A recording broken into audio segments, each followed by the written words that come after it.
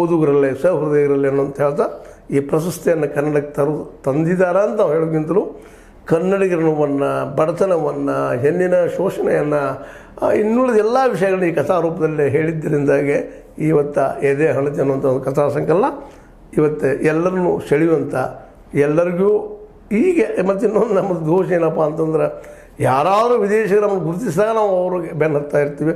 ಅದೇ ರೀತಿ ಈ ಇಂಥವು ಸಾಕಷ್ಟಾಗಿದ್ದಾವೆ.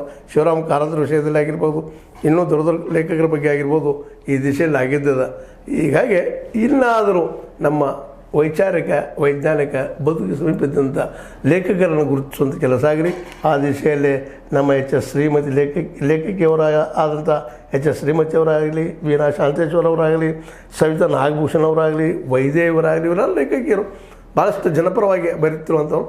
ಇವರೆಲ್ಲರೂ ಇವತ್ತು ಅವರಿಗೆ ಶುಭಾಶಯ ಕೋರುವ ಜೊತೆಗೆ ಅವರು ವೈವಿಧ್ಯಮಯವಾದ ವ್ಯಕ್ತಿತ್ವವನ್ನು ಹೇಳಿದರೆ ಅವ್ರಿಗೂ ಸಹ ಈ ಸಂದರ್ಭದಲ್ಲಿ ಧನ್ಯವಾದ ಹೇಳ್ತಾ, ಇವತ್ತು ನಮಗೆ ಕನ್ನಡಕ್ಕೆ ಬುಕ್ಕರ್ ಬಂದಿದೆ. ಆ ಬುಕ್ಕರ್ಗಾಗಿ ನಾವೆಲ್ಲರೂ ಇವತ್ತು ಏನಪ್ಪ ಅಂದ್ರೆ ನಮ್ಮ ಬಾನು ಮುಸ್ತಾಕ್ ಅವರಿಗೆ ಅದನ್ನು ಅನುವಾದಿಸಿದಂತಹ ನಮ್ಮ ಕೊಡಗಿನ ಹೆಣ್ಣುಮಗಳು ವಿಶೇಷವಾಗಿ ದೀಪಾ ಪಾಸ್ತಿ ಅವರಿಗೂ ಸಹ ವಂದನೆ ಸಲ್ಲಿಸ್ತಾ, ಇನ್ನೊಮ್ಮೆ ಮತ್ತೊಮ್ಮೆ ಮಗದೊಮ್ಮೆ ಬಾನು ಮುಸ್ತಾಕ್ ಅವರಿಗೆ ಕನ್ನಡಿಗರ ಪರವಾಗಿ ವಂದನೆಗಳು.